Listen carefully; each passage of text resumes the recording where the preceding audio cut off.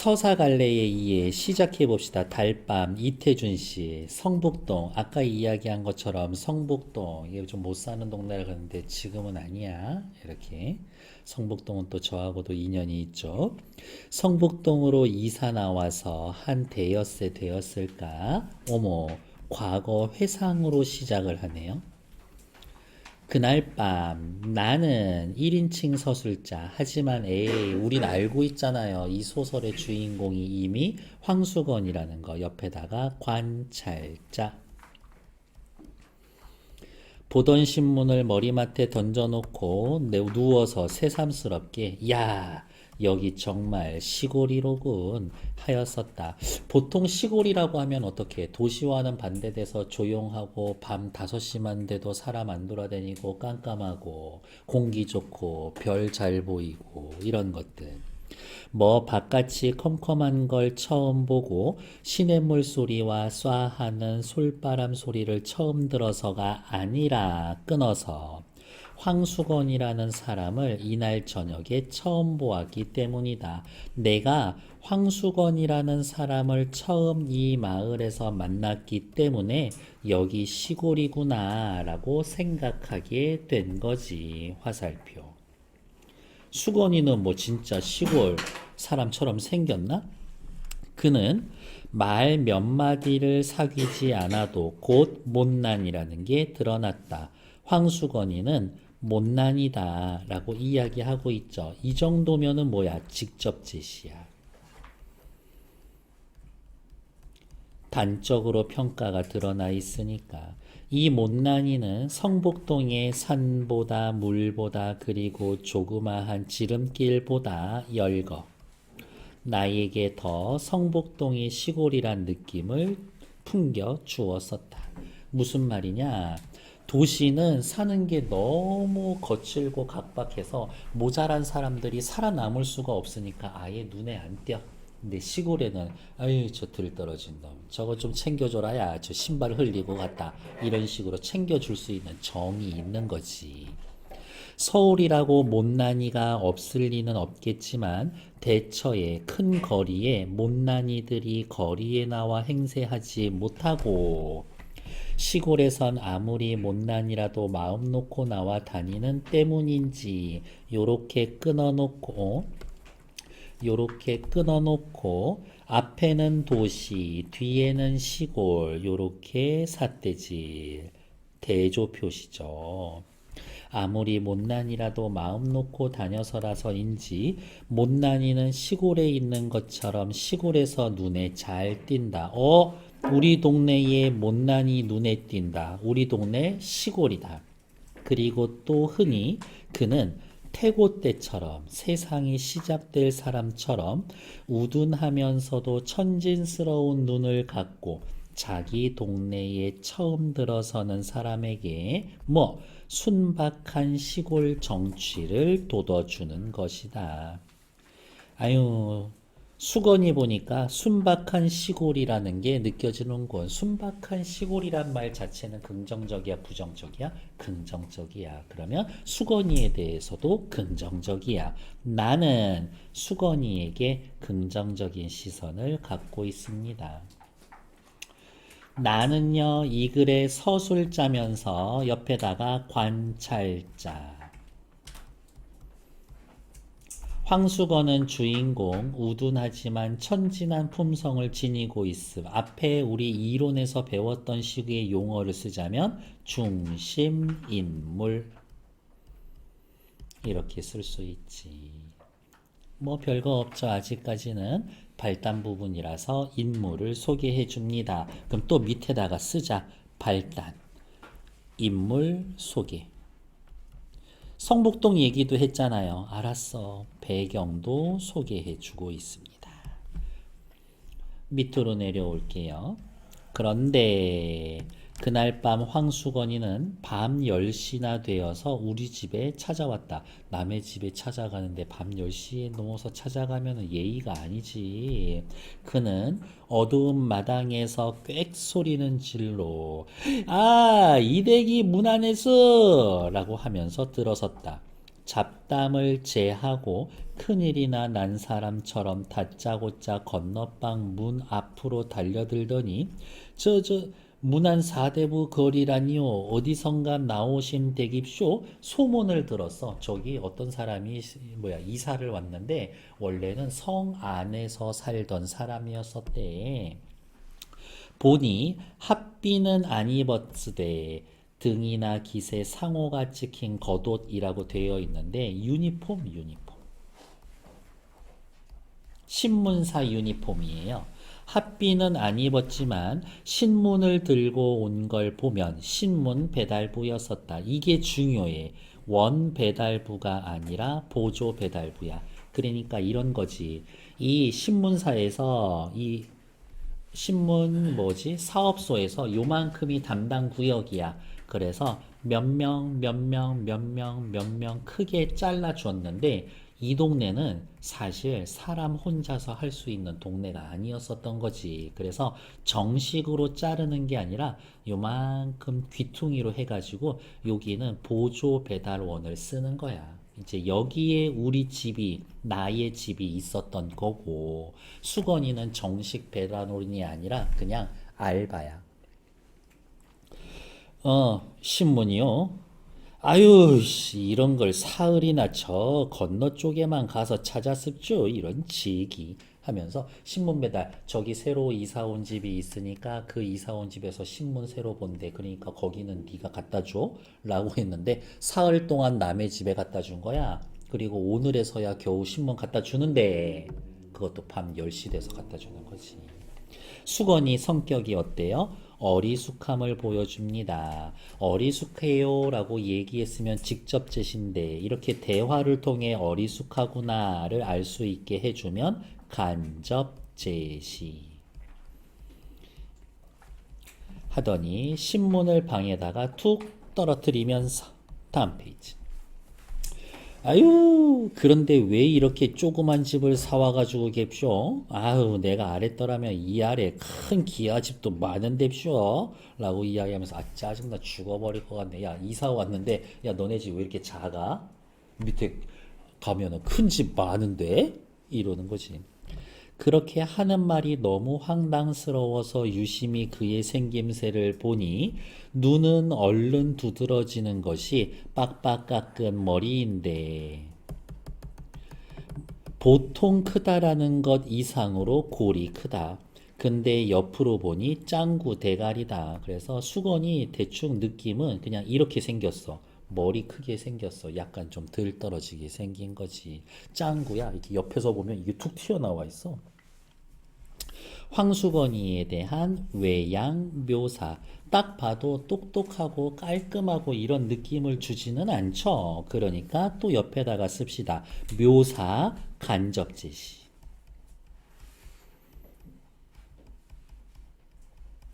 어휴, 그렇소. 아무튼 집 찾느라고 수고했어. 아, 성격 되게 좋네. 하니 그 큰 눈과 큰 입이 일시에 해죽거리며 입은 또 엄청 커. 에이, 뭔 일입쇼. 이게 제 업인데쇼. 하면서 날래 물러나지 않고 목을 길게 빼어 방안을 살핀다. 어떻게 지금 시대에 보면 되게 예의 없어.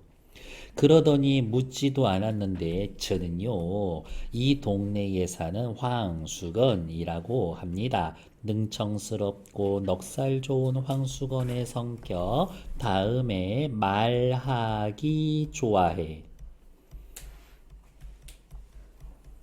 끝없이 말하는 애들 있죠. 말하기 좋아해.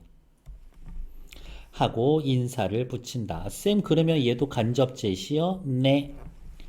나도 깍듯이 내 성명을 댔다. 예의를 갖추고 있어. 기본적으로 뭐야? 밑으로 내려와서 순박한 시골 정치를 돋워주는 인물이라고 여기며 수용적인 태도를 취합니다. 옆에다가 요렇게 마을에 사는 다른 사람들과는 달리 다른 사람에는 동네 꼬맹이도 포함돼. 동네 꼬맹이도 수건이 엄청 바보라고 놀려. 이렇게. 아, 수건이 눈이 커야 되지? 이렇게. 뭐 그냥 그렇다고요. 아유, 대겐 개가 없나 보여. 개가 없네요. 아우, 좋다. 이거지. 서술자와 시점 됐어. 1인칭 관찰자. 방금 일본 부분 발단 전개 위기 절정 결말에서 어디에 해당돼? 발단. 이야기의 도입 단계, 배경 및 인물 소개, 사건의 실마리를 제공합니다. 성북동, 가난한 동네. 등장인물 나와 황수건. 성북동으로 이사와서 보조 신문 배달원 황수건을 만났습니다. 황수건의 특징이 드러나는 부분, 그는 말 몇 마디 사귀지 않아서 못난이라는 게 들었다. 말 섞어보면 알아, 못난이라는 걸. 우둔하면서 천진스러운 눈을 가지고 순박한 시골 분위기를 줘. 빡빡깎았지만 머리 엄청 커. 묘사를 통해서. 아, 인물에 대한 묘사도 있고 인물에 대한 서술자의 평가도 있어. 그럼 옆에다가 땡땡. 특정 인물에 대한 묘사와 그에 대한 평가를 통해서 인물의 정보를 제시해 주고 있습니다. 2번 문제, 소설의 구성상 가와 관련이 깊은 것, 발단 전개 위기 절정 결말 부분에서 발단 부분이라는 것들 답 찾으면 됩니다. 됐을까요? 다음 페이지. 문제는 다 여러분 거예요. 이 집엔 개가 없나 봅니다.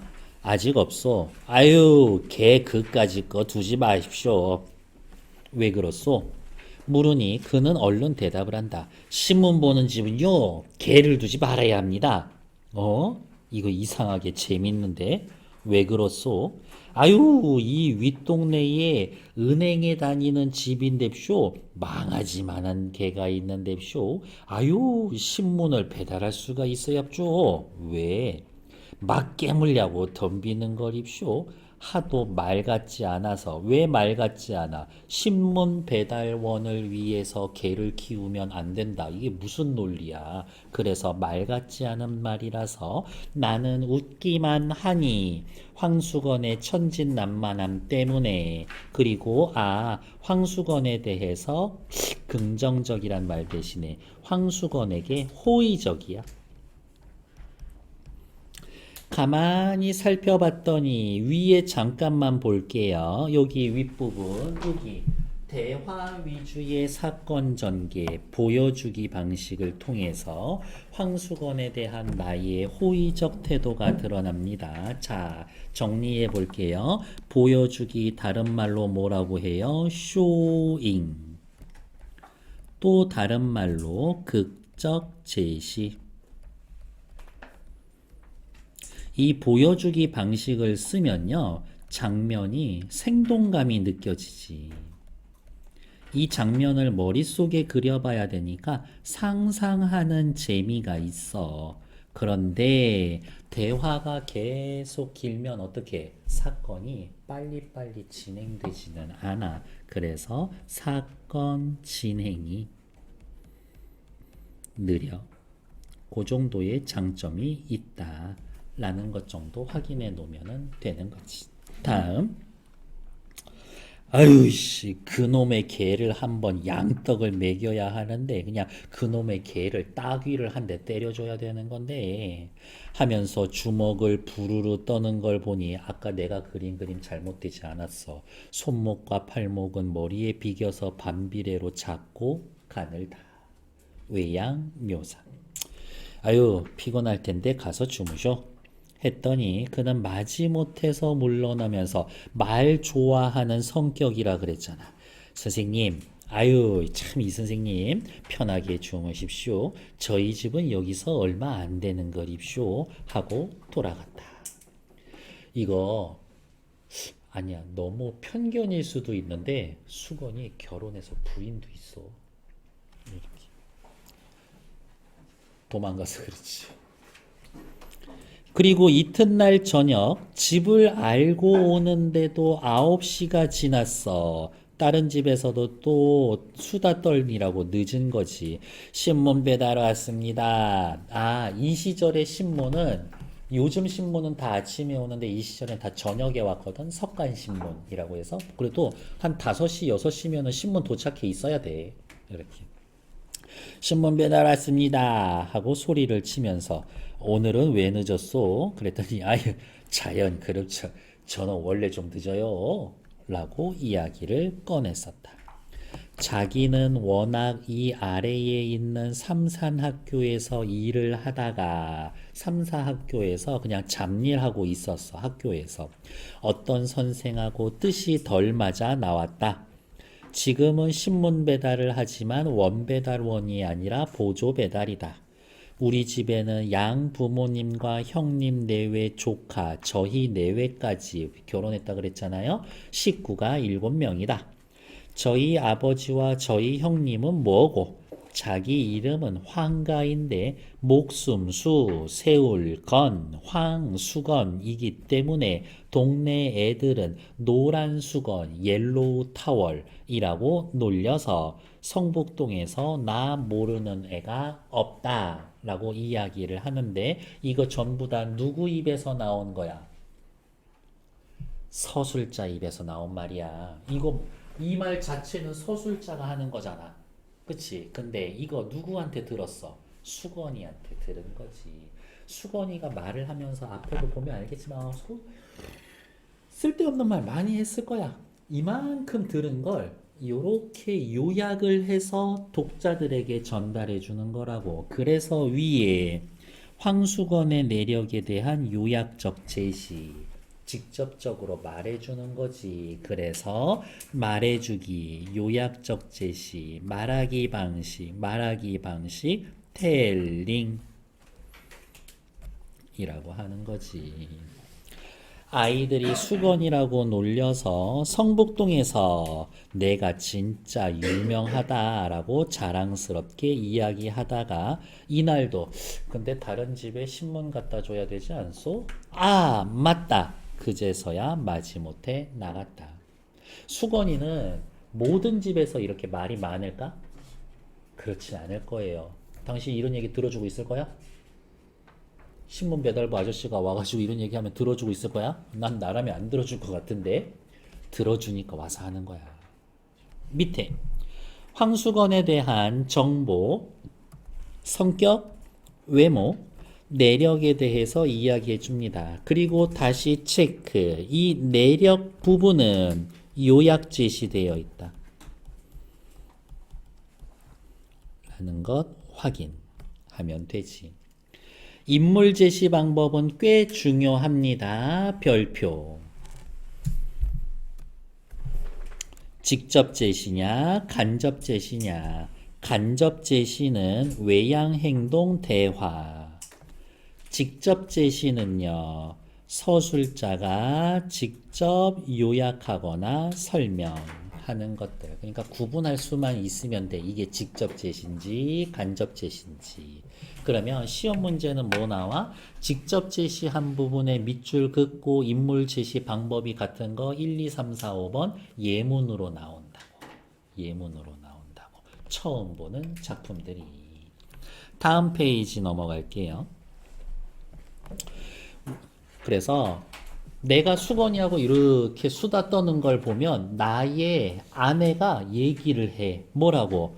아유, 그까지 반편이 그 모자란 애하고 뭘 그렇게 대꾸를 해요? 라고 하는데 나는 그와 짓거리는 것이 좋았었다. 즉, 우리 집 식구들. 나는 수건이를 대하는 태도가 서로 달라. 나와 우리 집 식구들은 수건이를 대하는 태도가 달라. 그는 아무것도 아닌 걸 가지고 열심히 이야기하는 걸 좋았고 그와는 아무리 오래 짓거려도 나는 웃음밖에 남는 게 없어서 기분이 거뜬해지는 것도 좋았다. 뭔 얘기하는지 모르겠는데 그냥 되게 즐거웠어. 그래서 나는 무슨 일을 하는 중만 아니면 그의 말을 한참 받아주었다. 그러니까 수건이가 와서 계속 얘기하는 거야. 어느 날은 서로 말이 막히기도 했다. 대화거리가 떨어졌어. 자, 동네 아저씨로서 여러분들에게 인생 조언해 드릴게요. 이렇게 대화하다 중간에 이렇게 흔히 마가 뜬다 그러지. 말이 끊길 때가 있어. 그때 참아야 돼. 그때 나오는 말이 실수가 많아. 안 해도 되는 말들. 내가 계획하지 않았던 말들이 나와. 그래서 실수해. 어색해? 참어. 허벅지 찌르면서 참어. 제가 먼저 말 꺼낼 때까지 이렇게. 아무것도 어디가 있어. 어떤 날은 서로 말이 막히기 했다. 대답이 막히는 게 아니라 무슨 말을 해야 할까? 이야기거리가 떨어졌어. 그러나 그는 우와, 이건 또 좋게 보면 재주야. 늘 나보다 빠르게 이야기거리를 잘 찾아냈다. 5, 6월인데 갑자기 꿩고기 먹었냐고 물어보고, 꿩고기는 겨울에 먹는데요. 그래서 저기 강원도에 어디야 홍천에 가면 겨울에만 문 여는 떡만둣국집이 있어. 꿩만둣국집이 있어. 양복은 저고리를 먼저 입냐 바지를 먼저 입냐, 소와 말을 싸움 붙이면 누가 이기냐. 아무튼 그 얘기거리를 취재하는 방면은 기상천외하고의 여간 범위가 넓지 않아. 야, 어떻게 저런 걸 궁금해하고 물어볼 수 있지? 도저히 당해낼 수가 없었다. 야, 수건이 너 그건 재주다. 인정. 그는 그까짓 것쯤 얼른 그래서 하루는 그러면 수건이 너의 평생 소원은 뭐냐? 라고 했더니 그까짓 것쯤은 얼른 대답기 누워서 떡 먹기라고 자기의 평생 소원은 원 배달부가 되었으면 좋겠다라는 겁니다. 아우, 평생 소원치곤 너무 소박하지 않아? 이렇게. 남이 혼자 배달하기 힘들어서 한 20부 떼어주는 걸 배달하고 월급이라고 원 배달부에게서 한 3원을 받는 터라 월급을 20여 원 받고 신문사 옷을 입고 방울을 차고 다니는 원 배달부가 제일 부럽다고 했다. 원 배달부의 특징. 월급을 20여 원 받아요. 신문사 옷을 입고요. 딸랑딸랑 방울 차고 다닙니다. 근데 그게 그렇게 부러울 수가 없어.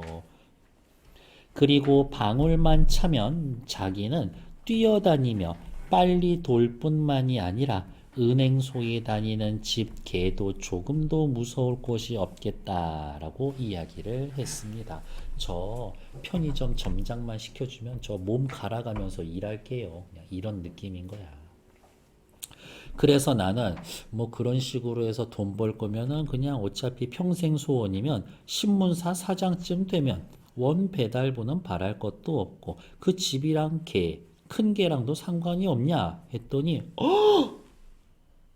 그러네요 라고 하면서 자기는 경란이 없어서 아유 그런 어려움이 없어서 거기까지는 바랄 생각을 못했다고 무릎을 치듯 가슴을 쳤다. 수건이 성격 어때? 소박해. 그러나 신문사 사장은 이내 잊어버리고 원 배달부만 마음에 박혔던 듯 하루는 바깥에서 뭐라고 떠들면서 들어왔다. 이 선생님 갭쇼. 저도 내일부터 원 배달부이 올시다. 오늘 밤만 자면요. 라면서 대박 승진했어. 자랑하러 우리 집에 온 거야. 나는 생각하겠지. 뭐라고? 네가? 가 아니라 너무 잘 됐다. 자세히 물어봤더니 성북동이 따로 한 구역이 되었는데 이렇게 원래 잘려져 있었는데 이 성북동 여기가 따로 한 구역으로 잘렸어. 그러면 원배달부가 이제 여기 한 명 들어와야 돼. 근데 거기 내가 배달하고 있었거든. 그러면 당연히 내가 원배달부 되겠지? 라고 지 혼자 김치국 마신 거야, 사실은. 따로 한 구역이 되었는데 자기가 맡게 되었으니까 내일은 배달복을 입고 방울을 딸랑거리면서 올 테니 보라고 했다. 그리고 옆에 또 뭐 볼 거 있나? 오케이. 나는 황수건을 친구처럼 생각하고 얘기하는 거 좋아해요. 황수건에 대한 나의 가족들의 태도는 못마땅해. 다음, 황수건이 뒷페이지에 나올 건데 원배달부 된 것, 황수건이 잘 됐으면 좋겠다. 나는 애정이 있어. 배달부에게. 그래서 수건이는 생각해. 거봐, 사람이 평생을 소원 하나를 바라면 그건 이루어지게 돼 있어. 라고 하면서 사람이 평생 소원, 뭐든 끝까지 바라고 붙들어야 한다. 라고 나에게 일러주면서 신이 나서 돌아갔다. 동네 바보가 갑자기 와가지고 원하는 건 끝까지 소원해야지 이루어질 수 있어. 하면서 그냥 가는 거지. 무슨 생각이 들어요? 미쳤나 싶겠지 저게. 네가 뭔데? 하지만 나는 그냥 그래 좋게 듣죠. 우리도 원 배달부가 된 것이 좋은 친구가 출세하는 것처럼 마음속으로 진실이 되었고 내일 그가 배달복 입고 방울을 차고 와서 줄럭이는 것을 보리라고 생각했다. 기대감이 있었어. 밑에 황수건이에 대한 나의 태도는 함께 있는 걸 좋아하고 호의적 태도를 보여줍니다. 방금 읽은 거에서 나타난 황수간의 성격, 대화 소재를 엄청 잘 찾아와, 엉뚱해. 신문사 원배달이 되는 게 평생 소원이야. 소박하고 욕심이 없어. 밑에 발단전개 위기 절정 결말에서 전개 부분은 사건이 본격적으로 펼쳐지는 단계입니다. 라는 것 확인. 다음 페이지 또 넘어갈게요. 그러나 이튿날 오지 않고 밤늦도록 신문도 그도 오지 않았습니다. 기대에 어긋나는 상황이 벌어졌음을 암시해 주는 거지. 사실 동네 바본데 여러분들이 신문사 거기 지점장이고 이러면 수건이한테 일 맡기겠어? 나 같아도 안 맡길 것 같기는 한데 이렇게. 그 다음 날도 신문이 오지 않고 사흘째가 되던 날 해가 지기 전인데 방울소리가 요란스럽게 우리 집으로 뛰어들어왔다. 해가 지기 전인데 방울소리가 요란스러웠다. 이거 신문이 제 시간에 도착하는 거야. 근데 수건이는 제 시간에 신문 갖다 준 적이 없어. 이건 수건이 아닐 거야. 어디 보자 반가워하면서 방에서 뛰어나갔지. 그런데 웬일 배달복에 방울 차고 신문을 든 사람은 어머 수건이가 아니라 처음 보는 사람이야. 어이 그 전에 사람 수건이 어디 가고 왜 당신이요? 제가 성북도 맡았습니다. 그럼 전에 사람은 어딜 맡았소? 에이 참, 그까지 반편을 어디에 맡깁니까? 반편이 내 체크. 황수건이에 대한 주변의 인식이 단적으로 드러나 있어. 그냥 동네 바보야. 동네 바보로 유명해. 수건이라고 부르지도 않아. 배달부로 쓸래다가 똑똑치 못하니까 안 쓰고 말았나 봅니다. 원배달부가 되지 못한 이유. 아, 황수건이는 어떻게 세상에 적응하기도 힘들고 세상으로부터 무시당하고 있어. 근데 이 글의 작가, 서술자는 생각하는 거지. 그런 애일수록 더 세상에서 좀 받아줘야 되는 거 아닌가? 라고 얘기를 하는 거지. 그러면 보조 배달도 떨어졌어? 아유, 여기가 따로 한 구역이 된 걸요. 보조 배달부 필요가 없어요. 라는 것들. 이게 수능의 화법과 작문식으로 이야기하면 그럼 보조 배달도 떨어졌소? 네, 아니요로만 대답해줘도 되는데 표면적으로만 보면은 전혀 딴 얘기인 거지. 이렇게 간접적으로 이야기를 할 수도 있어. 주제와 벗어난 이야기로. 아, 질문에 어떻게 전혀 다른 대답을 하는 거지. 질문과는 상관없는 다른 대답을 해. 하지만 의사소통은 가능합니다. 왜요? 라고 물어보면 대화를 하는 두 사람 사이의 대화, 맥락이 통하기 때문에 대화 맥락이 통해. 그렇기 때문에 의사소통이 가능합니다.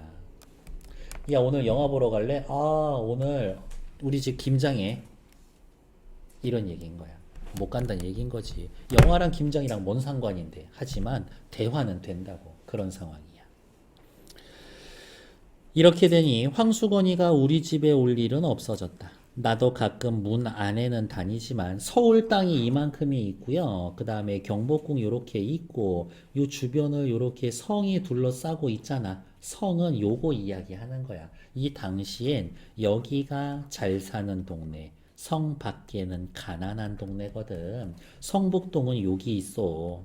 이렇게 2호선 타고 가면은 저기 한양대 있는데 이렇게 어디가 있어?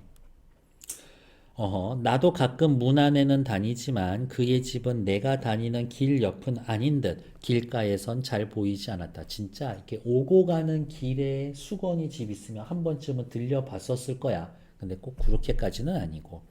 나는 가까운 친구를 먼 곳에 보내는 것처럼, 아니 친구가 큰 사업에 실패하는 것을 보는 것처럼 못 만나는 게 섭섭할 뿐만이 아니라 마음이 아프기도 했었다.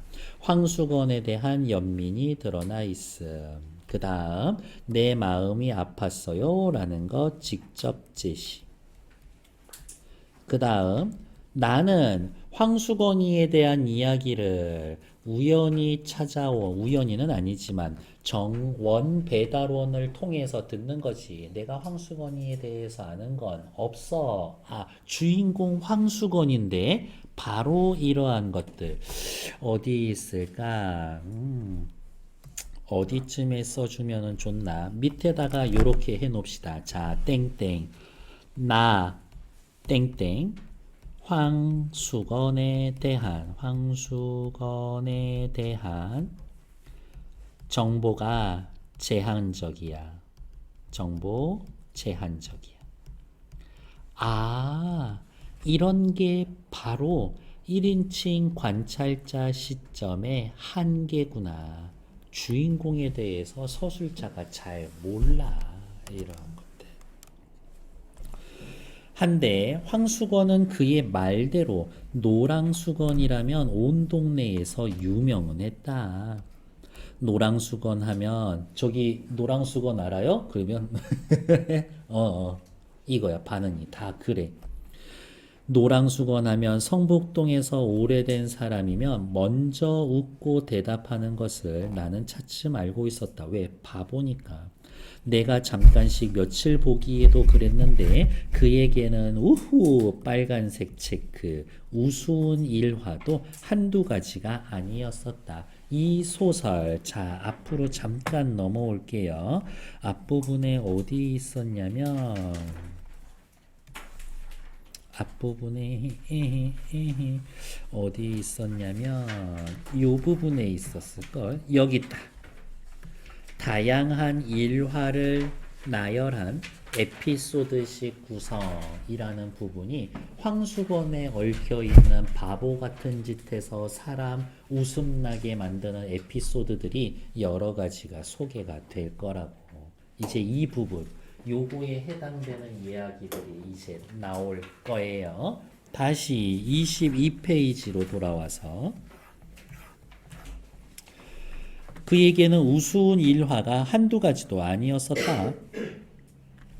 삼산학교에 급사로 있을 시대에 삼산학교에다가 남겨놓고 나온 일화도 여러 가지라는데 그들 두어 가지 중에 동네 사람들의 말을 옮기면 역시 1인칭 관찰자 시점의 한계라고 볼 수 있는 부분인 겁니다. 나는 직접 보거나 그러지 않아. 그냥 들어야만 알 수 있어. 역시 그때부터도 이야기하기를 대단히 즐겨 선생들이 교실에 들어간 사이 손님이 오면 의례 손님을 앉히고 자기도 갔다가 떡 마주 앉은 건 물론 앉아서는 자기 류의 만담을 이 얘기 저 얘기. 여름에 꿩고기 먹어봤어요? 바지랑 옷돌이랑 뭐 먼저 입어요? 이런 이야기. 빠지는데 한 번은 도학무관에서 시학관이 나온 것을 이따위로 대접을 했다. 혹시 요즘도 교육청에서 그 뭐지? 장학사 이런 아저씨들 오냐? 와요? 그러면 엄청 막 학교 청소시키고 그러지 않냐? 높으신 분이라고 해가지고 뭐 아무튼 그냥 그래. 높으신 분이 왔는데 앉혀놓고 나도 앞에 의자 놓고 앉아가지고 이러고 그냥 떠들고 있는 거지. 그 시절에 높으신 분이니까 누구야? 일본 놈이야. 조선 말 못해. 시학무관이 나온 걸 이따위로 자기식의 만담으로 표현을 했었다. 그러면 이렇게 체크할까요? 이따위로. 손님이 오면 손님 앉혀놓고 자기류의 만담하는 듯이 이따위로 높으신 분 대접했다.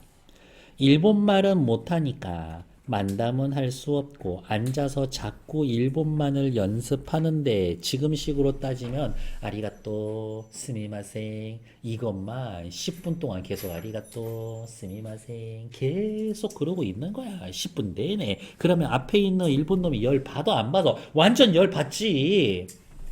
오하이오 고자이마시까? 아메가 후리마스, 유키가 후리마스까? 선생님 안녕하세요. 비가 옵니까? 비가 옵니다. 눈이 옵니까? 선생님 안녕하세요. 비가 옵니다. 눈이 옵니까? 아우 선생님 안녕하세요. 비가 옵니다. 눈이 옵니까? 이거 한 5번만 해도 그냥 짜증 날 걸. 한 4번까지는 웃을 수 있어. 시학관도 인정이라서 그래 웃었는데 10번, 20번 되풀이하는 데는 성이 나고 말았다. 이게 미쳤나? 너 내가 누군지 아냐? 이거지. 선생들은 아무리 기다려도 종소리가 나지 않으니까 수건이가 학교에서 하는 일 중에 하나가 시계 보고 시간 되면 종 치는 건데 이렇게 입 털다가 종도 안 치고 있는 거야. 너무 시간이 돼서 안 나와서 한 선생이 나왔더니 선생님 안녕하십니까? 비가 옵니다. 눈이 옵니까? 이딴 걸 하고 있는데 상대방이 우씨 높으신 분이야. 얼마나 시급했을까? 원배달 사건의 전말 결국에는 안 됐고요. 요게 중요하지. 나는 섭섭하고 마음이 아프기도 하고 밑에 속으로 작은 따옴표. 세상 참 야박하네. 이런 생각을 나중에 요렇게 하게 될 거예요. 세상 참 야박하네 라고. 황수건이에 대한 동네 사람들의 인식이 들어가는 부분. 단어 반편이. 일단 웃고 대답해. 다음. 황수건과 관련된 일화. 아무리 모자라도 저렇게 모자란 일 하지 않을 것 같은데 우리의 상상을 뛰어넘는 엉뚱하고 모자란 인물이라는 걸 보여주고 있다. 다음 페이지. 그날 수건이는 선생님들에게 단단히 몰리고 난 다음에 다시는 안 그러겠지만 이제 못 고쳐. 그 버릇을 고치지 못해서 슬프다.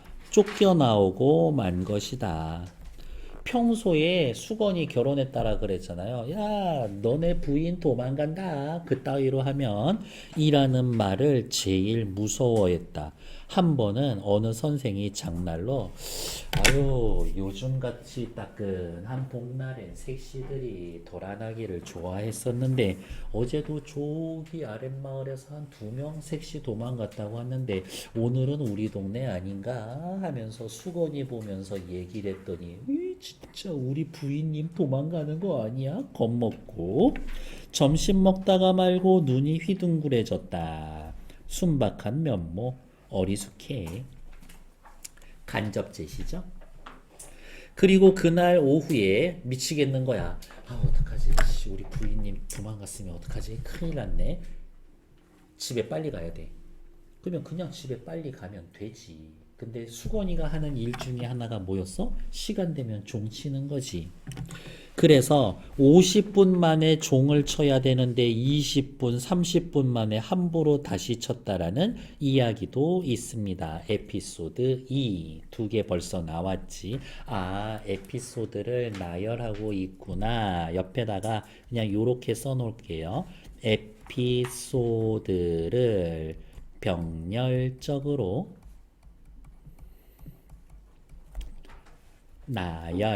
열거하고 있습니다. 하루는 또 다른 얘기가 나오나 보다. 그를 거의 잊어버리고 있었을 때, 에이, 이 선생님 갭쇼 하고 수건이가 찾아왔다. 반가웠다. 직접 제시. 요즘 신문이 거르지 않고 잘 없쇼? 배달 감독이나 되어 온 듯이 묻는다. 엉뚱하게. 회사에서 잘려놓고 다음 직원이 회사 잘 나오는지 안 나오는지 그거를 왜 나한테 물어보는 건데 편의점에서 일하다가 잘렸어. 그랬더니 편의점 지점장한테 와가지고 저 다음에 왔던 알바는 일 잘하죠? 그냥 그렇게 물어보고 있는 거야. 왜 물어보는데? 뭐 잘 오. 왜 그러쇼? 늦지도 않고요.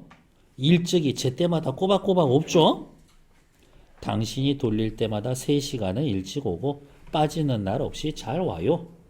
그는 머리를 벅적 긁으면서 자기가 원하는 대답이 아니라 하루라도 걸러봐라 그냥 신문사에 가서 대뜸 일러 바치고 걔 일 잘못한다고 잘리게 만들고 그 자리에 내가 다시 들어가야지 라고 생각하고 있는 건데 신문사에서 쫓겨난 것에 대한 억울한 심정, 새 배달원에 대한 질투심이 드러나 있습니다. 아마 저는 요 장면인 것 같아요. 이렇게 딱히 수건이한테 크게 막 정이 가거나 불쌍한 생각 들어야 되는데 수건이 너무 불쌍해. 그는 빈약한 주먹을 부르댄다. 아까 나왔죠. 머리는 유달리 큰데 팔 좀 짧고 가늘다고 그랬으니까. 그런데 쌤, 왜 그러쇼? 삼산학교 말인데요. 제 대신에 들어온 급사가 저보다 근력이 힘이 세게 생겼죠? 나는 그 사람을 잘 보지 못해서 모르겠는데 은근한 말투로 희죽거리며 제가 그 학교에서 일하다가 잘렸는데 그 학교에 다시 들어가서 취직하려고요. 그래서 요즘 운동을 합죠. 라고 이야기를 하면서 수건이가 이렇게 있고 몸뚱아리 있는데 팔을 이렇게 하면서 여기 살짝 볼록 운동을 하고 있는데쇼. 그냥 이러고 있는 거지. 어떤 운동을 하쇼? 그 날마다 사무실로 가고 다시 써달라고 졸르고 그랬더니 새로운 급사를 보는데 일단 기다려. 오른쪽 위로 올라와 봅시다. 서술자의 태도 수건이가 오랜만에 오니까 반가워. 정서를 직설적으로 직접 제시라고 전 얘기했고요. 황수건이의 원래 소원은 원배달부가 되는 건데 새로운 소원은 삼산학교에 복직이 있는 거. 그래도 머리가 요만큼은 있어. 학교에 새로 취직하려면 힘 써야 되는 일이 있어야 되니까 힘이 세야 되겠지? 힘이면 역시 근력이지. 근력이 있어야 될 텐데. 그러면 내가 걔보다 힘이 더 세다라는 증거가 있어야 될 텐데. 어떻게? 내가 걔가 힘이 나보다 센지 한번 시험해 볼까? 라고 해서 약간 좀 뻘짓을 또 하나 할 거야. 무슨 뻘짓을 할 거냐? 그랬더니 새 급사놈이 와가지고 그냥 저보다 키도 크고요. 이 녀석이 그냥 근육이 막 불끈불끈 되더라고요. 그래서 한번 싸움을 해야 될 텐데 그 녀석의 근력이 얼마나 센지 알아야 덤벼들 텐접쇼. 일단 보니까 나보단 키도 크고 싸움도 잘할 것 같은데 과연 진짜 제가 나보다 힘이 센지 알아야 내가 이긴다는 보장이 있어야 한판 붙어볼 텐데요. 그렇지. 멋모르고 대들었다가 매만 맞지 하면서 누구 편 들어줘? 수건이 편 들어주고 있어. 확실히 나는 수건이한테 수용적이고 호의적이야. 그래서 수건이가 또 은근하게 이런 이야기를 합니다. 너 마누라 달아난다. 그 말을 믿어요. 잘 속고 천진한 성격. 삼산학교 다시 들어가려고 운동하고 있어요. 힘이 세면 들어갈 수 있을 거라고 생각해. 그런데 뭐야, 수건이 학교에서 왜 잘렸어? 힘이 약해서 잘렸어? 아니야, 일 못해서 잘렸어. 문제가 뭔지를 몰라.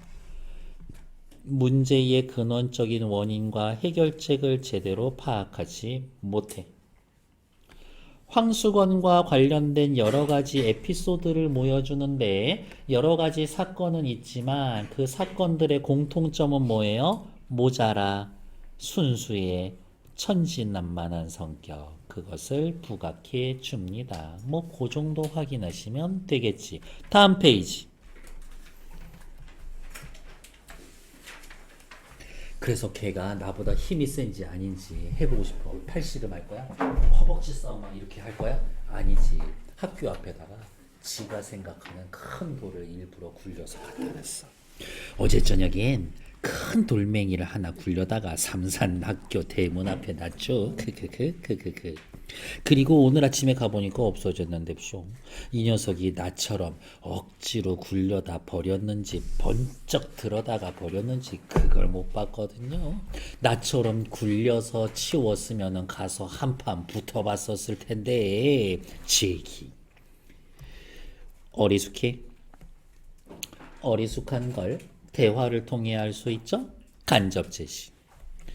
머리를 긁는다. 그러다 갑자기 맞다. 오늘 이 얘기하러 왔는데 그런데 제가 온 것은요. 댁에선 우두를 넣지 말라고 왔습죠. 오른쪽 밑으로 가서 잠깐 볼까요?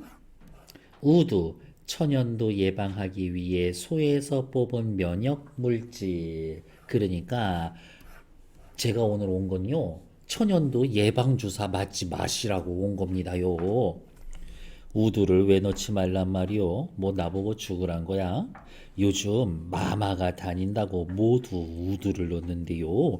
우두를 넣으면 사람이 근력이 없어집니다요. 근육이 쏙 빠져요. 자기 팔을 걷어 올려서 우두 자국을 보이면서 이거 봅쇼. 저도 우두를 이렇게 넣어서 근육이 줄었습죠. 라고 합니다. 예방주사 맞으면 뭐 살 빠지고 근육이 줄어들 수도 있겠지. 근데 그거는 지 사정이지. 다른 사람 다 그래? 사례 하나만 보고 전체를 판단하는 오류를 범하고 있는 거지. 대전제의 오류로 인한 잘못된 결론. 게다가 우두를 넣는다고 근력이 준다라고 하는 근거가 없어. 이 말은 잘 기억해 두세요. 대전제의 오류로 인한 잘못된 결론 도출. 혹은 어떤 또 교재나 문제집에선 지 혼자만 그런 걸 가지고 한 건을 가지고 전체를 판단했어. 성급한 일반화의 오류. 이렇게 이야기해 놓은 것도 있는데 둘 중에 하나는 분명히 학교쌤이 말씀해 주실 테니까 그냥 그거 따라가시면 된다. 대전제의 오류로 인해 잘못된 결론을 도출했죠. 우두로 근력이 준다면 누가 그럽니까? 내가 생각했죠. 근거 없는 말인 거야. 우두 접종을 하면 사실은 그 예방 접종 애기들도 맞으면 한 길면은 사흘 정도 몸에 막 열나고 그러거든. 며칠간 약하게 천연두를 앓게 돼서 근육 기운이 없어지는 걸 자의적으로 해석하는 거지. 왜 그러쇼? 에휴, 저기 밑에 윤건보라고 있는데 기운이 장산데요. 삼산학교 그 녀석도 우두를 넣으면 그게 무서울 것 없는데, 그걸 모르겠네. 내가 황수건이야. 우두를 맞았어. 몸에 기운이 없고 힘이 빠지는 것 같아. 삼산학교 이번 새로운 급사 걔도 우두를 맞으면 비실비실 될 때 내가 가가지고 이길 수 있을 텐데 우두 맞았나 안 맞았나 모르겠네. 이런 얘기하고 있는 거지.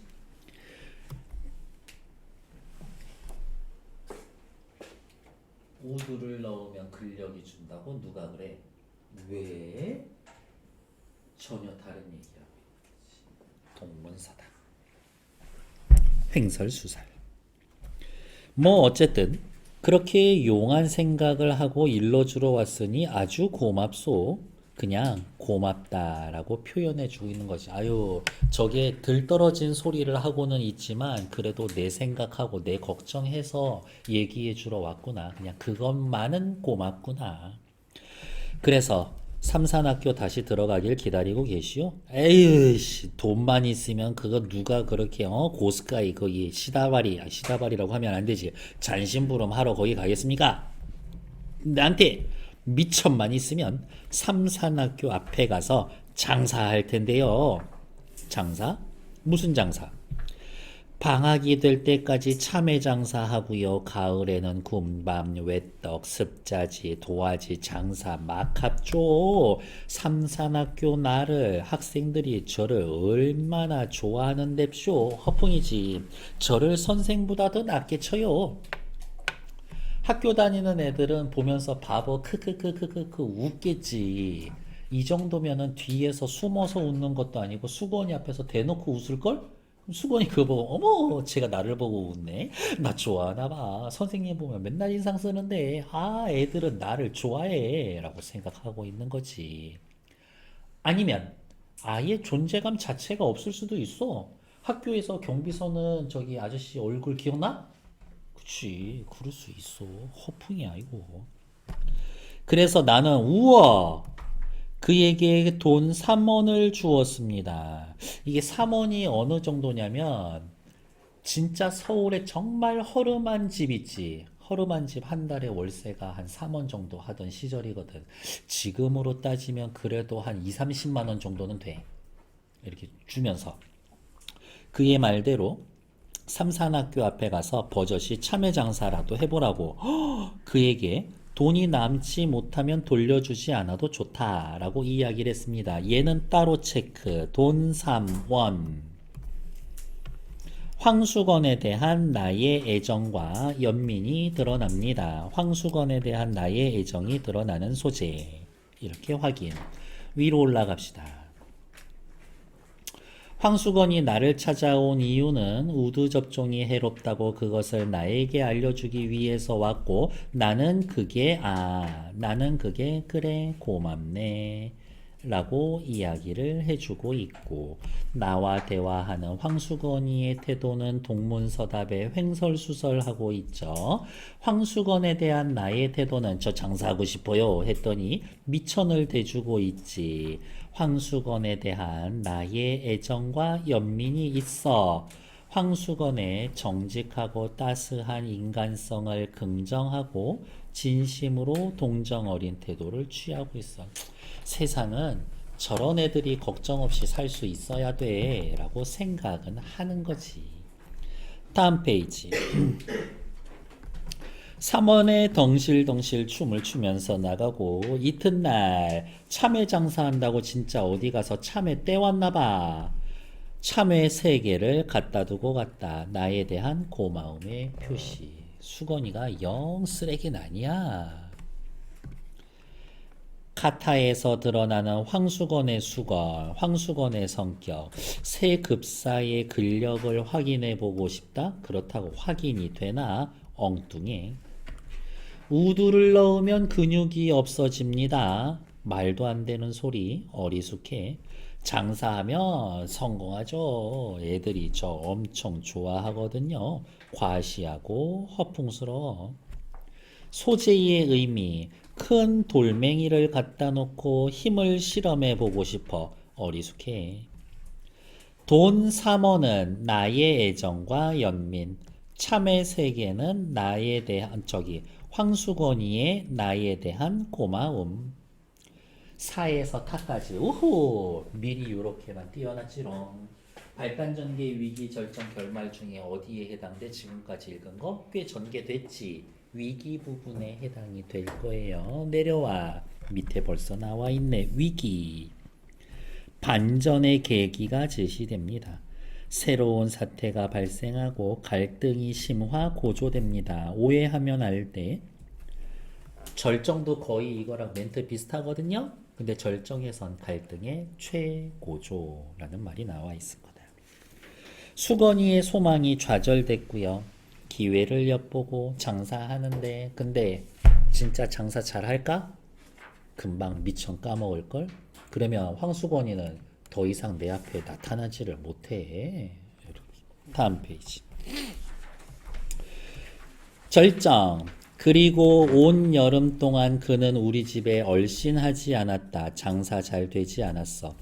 들으니 역시 바로 이런 게 1인칭 관찰자 시점의 한계를 드러내는 부분이에요. 여기에서부터 여기서부터 여기까지 사건에 대한 요약적 제시, 말하기 방식, 아까 영어로 하면 뭐라고? telling, 서술자에 의해서 말하고 전달되고 있습니다. 이 정도면 직접 제시라고 해도 되고, 들으니 참외 장사를 하긴 했는데 장마 들어서 미천 까먹었고, 그보다 더 놀라운 건 진짜 그의 아내가 달아났어. 지들끼리는 사이 좋았는데 이 집에 누구 살지? 수건이 엄마 아버지, 형, 형수, 조카 하나, 수건이의 아내가 있어. 수건이 아내에서는 모셔야 될 사람이 시어머니, 시아버지, 그 다음에 자기 남편의 형님의 아내, 형님인 거지. 못 살겠는 거야. 수건이 아내는 이 7명 중에 서열 7위야. 그럴 수밖에 없어. 나중에 결혼할 거예요? 안 할 거야? 결혼해서 시부모님 모시고 살 거야? 뭐 그럴 수도 있긴 하지만, 그런데 어디가 있어? 남편, 동서가 못 견디게 굴어서 달아난 거라고 했다. 동서면 누구야? 수건이 아내 입장에선 수건이 형님의 아내인 거야. 이렇게. 남편이 남만 같으면 따로 살림 나는 날이나 기다리고 살 텐데, 이거 수건이 조금 모자라서 따로 살림 차릴 수도 없어. 평생을 동서 밑에서 살아야 할 신세를 생각하고 달아난 거라고 했다. 그런데 요 며칠 전에 밤에 한 달 만에 수건이가 우리 집을 찾아왔어. 나 얼마나 반가울까? 그런데 빈손으로 온 게 아니라 뚜구둥 한 손에 포도를 큰 거를 들고 왔어. 아이고야. 포도를 큰 거를 들고 왔어. 대여섯 송이를, 이거 좀 이상한데? 종이에 싸지도 않고 맨손에 들고 왔어. 이게 뭔가 좀 냄새가 나는데 이거? 그는 벙긋거리며 선생님 잡수라고 사왔습죠 라고 하면서, 거의 이 동네에서 유일하게 수건이 사람 취급해준 게 나일 거니까.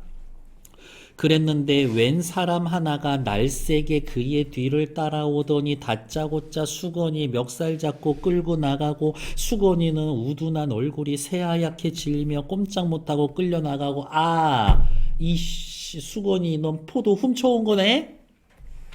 수건이가 포도원에서 포도 훔쳐온 것을 직각하였다. 쫓아나가 매를 말리고 포도값을 물어주었다. 포도값 체크. 포도값을 물어주고 보니 수건이는 어느 틈에 사라지고 보이지 않았다. 나는 그 5송이의 포도를 탁자 위에 얹어놓고 오래 바라보며 아껴 먹었다.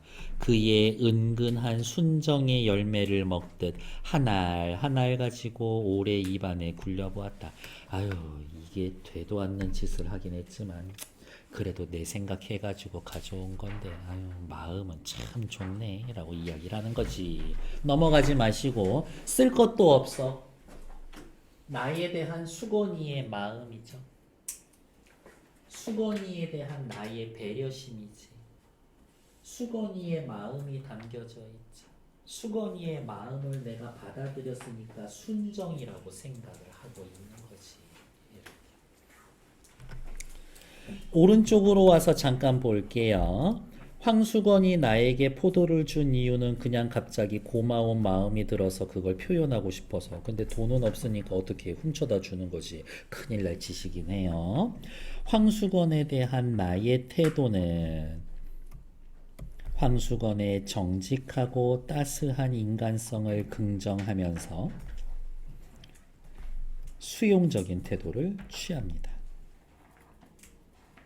근데 가끔 그런 거 있잖아요. 뭐 무인 이런 문방구나 과자점, 그 다음에 뭐 마트에서 물건 이렇게 훔치다 걸리면 막 50배 물어냅니다. 막 그런 거 있잖아.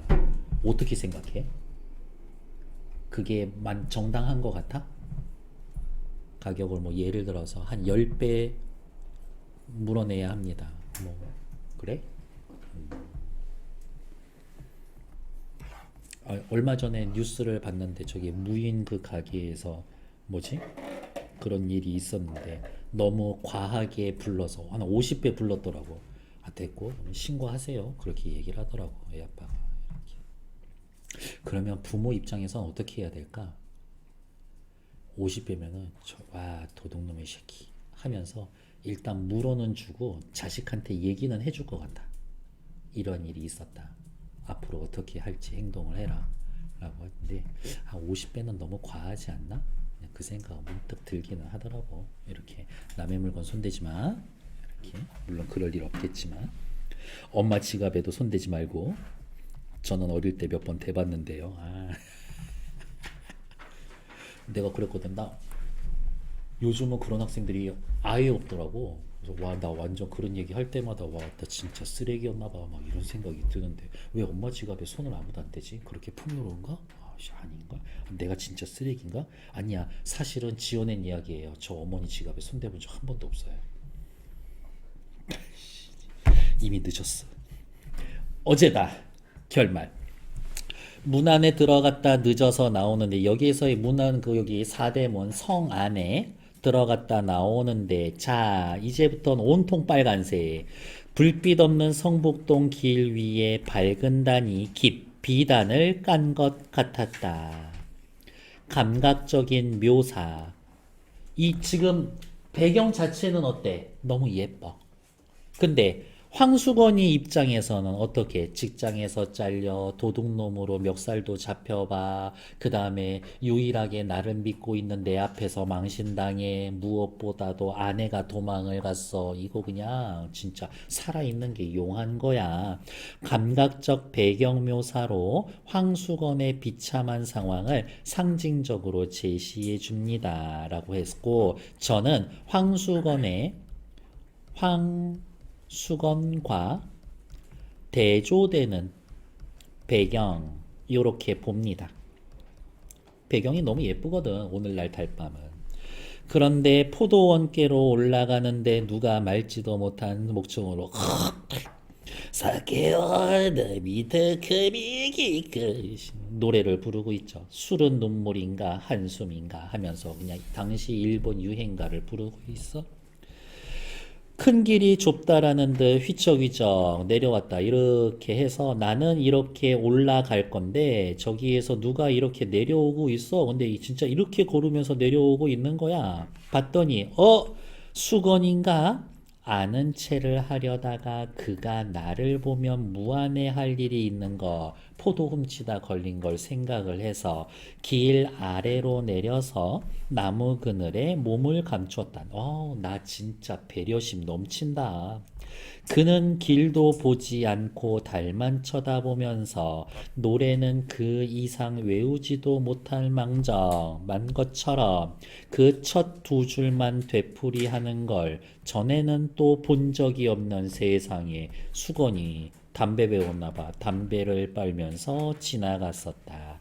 밑줄 치고 별표 달밤은 그에게도 유감한 듯 하였다. 별표 밑에 확인하죠.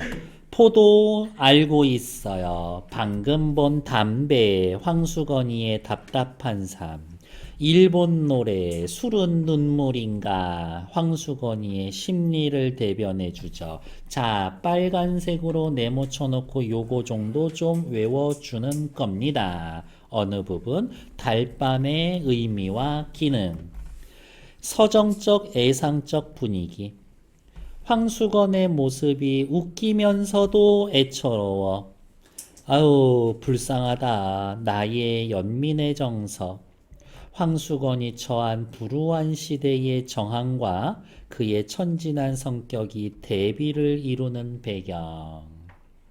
황수건이 살아가는 시대는 어두운 밤과 같이 힘들지만 환한 달빛이 비추어지는 것을 통해서 밑줄 결말이 비극적으로 흐르는 걸 막아주고 있습니다. 라는 것들. 자, 근데 문제는 뭐냐면 학교에서도 학교마다도 그렇고 선생님마다도 그렇고 결말이 비극적으로 흐르는 걸 막아주고 있어 이렇게 말씀하시는 분들도 있고 이거는 실제 요 주변 선생님들 얘기예요.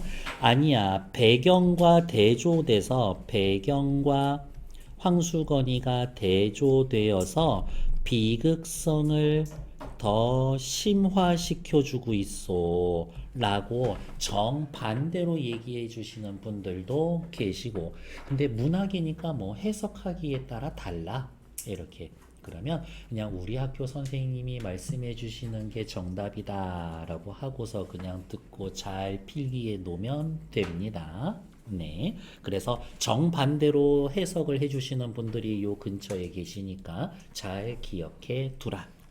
파의 구성 단계, 발단 전개, 위기, 절정, 결말. 절정 부분은 갈등의 최고조, 결말의 계기. 결말, 사건의 마무리, 갈등 해소, 인물의 운명이 결정이 됩니다. 수건이 이제 어떻게 살 것 같아? 진짜 하루하루가 너무 힘들게 살 것 같아. 어떻게 세상이 안 받아주는데 답 없지 뭐. 수고했어. 뒤에 나와 있는 학습활동 쭉쭉쭉 확인할게요. 작품의 내용 줄거리 요약하는 건데 줄거리 자체가 어렵진 않습니다. 패스. 황수건의 말과 행동을 바탕으로 해서 수건이 어떤 인간입니까?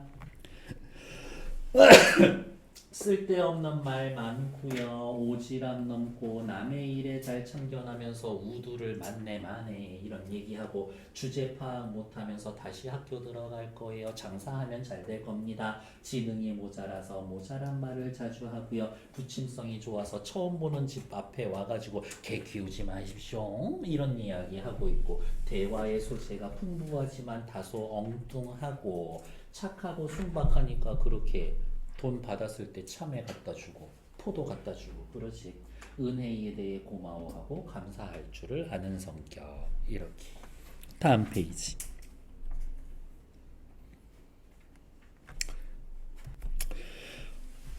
황수건을 성북동 사람들은 모자라고 바보로 보고 있죠. 자, 그 다음 이 작품의 서술자 우리는 이미 알고 있습니다. 뭐 1인칭 관찰자 시점. 내가 황수건 얘기해 주죠. 어디 있어? 이야기 속의 서술자가 주변 인물이 되어 사건을 관찰합니다. 1인칭 관찰자. 이 작품의 서술자 누굽니까? 나.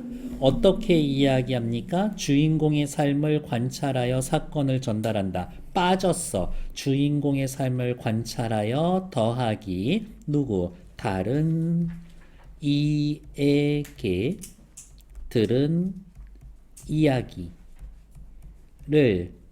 요약해서도 전달해 주죠. 이거 우리 읽은 부분에 두 군데 있어서 수건이가 한 이야기, 그 다음에 저기 수건이 어떻게 됐는지 이야기. 이와 같은 내용을 바탕으로 서술자는 독자에게 어떤 영향을 끼칩니까? 이런 네 가지 시점 중에 하나를 골랐다라는 건 분명히 이유가 있을 거라고, 이야기를 잘 전달해 줄 수 있을 거라고 작가가 판단한 거겠지. 그래서 서술자 나는 좋았어. 사건의 전모를 완벽하게 알지 못하고 황수건에 대한 최소한의 정보만 전달해. 그래서 독자는 빨간색. 황수건의 불행에 몰입되는 것을 막아주고 더 호기심 갖고 이야기에 집중할 수 있게 해줍니다. 시점에 관한 것들은 확인했고요. 소설의 시점과 거리는 한번 읽어보셔도 괜찮다. 다음 페이지. 작품에 드러난 서술자의 태도. 황수건이 원배달원이 되지 못했을 때 안타깝다. 황수건이 훔쳐온 포도를 받았을 때 그의 마음을 깊이 생각해 보았다. 작가가 말하고자 하는 바 두 글자로 줄이면 뭐예요? 주제지, 주제. 주제는 당연히 외우는 거지. 사회에서 경쟁력이 모자라 밀려나고 소외된 사람들을 공감, 연민, 동정의 시선으로 따뜻하게 대해야 합니다. 그냥 같이 삽시다 이거지. 사실 따지면 네가 그 사람보다 잘나봐야 얼마나 잘났니? 이런 이야기인 거죠. 처음 시작할 때 성북동이란 동네 어떤 동네라 그랬어? 당시에도 가난한 동네. 작가가 이 소설을 쓴 30년대는 일제강점기, 당시 조선인들은 대부분 경제적으로 어려웠지. 일본인이 받는 임금과 조선인이 받는 임금의 격차는 벌어지고 실업자, 거지, 가난한 백성의 숫자는 빠르게 늘어났지. 사대문 안쪽만 서울이야. 나머진 변두리야. 라고 생각했지. 배경은 사대문 밖의 시골, 변두리, 그 중에서도 가난한 조선인들이 주로 거주하던 곳. 성북동의 역할. 사대문 안과 대비됩니다. 당시에도 시골이에요. 조선인들이 모여 살죠. 변두리 인생의 고달픔을 효과적으로 드러냅니다. 야, 그러니까 더 슬프지 않아? 가난한 사람들만 모여 사는 동네에서도 무시받고 사는 거야. 그러니까 정말 힘들지, 수건이는 사는 게. 30년대에 그냥 이게 다 외놈들 탓이지 뭐. 수건이도 그래도 기본적인 생각은 있으니까 인생 사는 건 너무 힘들다, 이런 생각을 했겠지. 다음 마지막 장면입니다. 체크. 달밤도 그에겐 유감인 듯하였다 라는 부분. 아니야, 빨간색 할 거예요. 달밤은 그에게도 유감인 듯하였다. 이러한 결말이 주는 효과. 밑에 체크해 봅시다. 어디 있을까? 소설이 지나치게 애상적으로 흘러주는 걸 막아줍니다. 독자에게 깊은 여운을 줍니다. 연민의 감정을 더해서 서정적 분위기를 더해줍니다. 그리고 저는 하나 더 써드렸죠. 오히려 수건이의 삶에 비극성을 심화시키기도 합니다. 라고 해놨는데, 다시 한번 말씀. 학교쌤이 말씀해 주시는 대로 그냥 받아들여 보자 라는 이야기. 밑으로 내려가서 서사갈래의 특징과 문학의 본질에 대한 이야기인데요. 얘네들은 어디 있을까?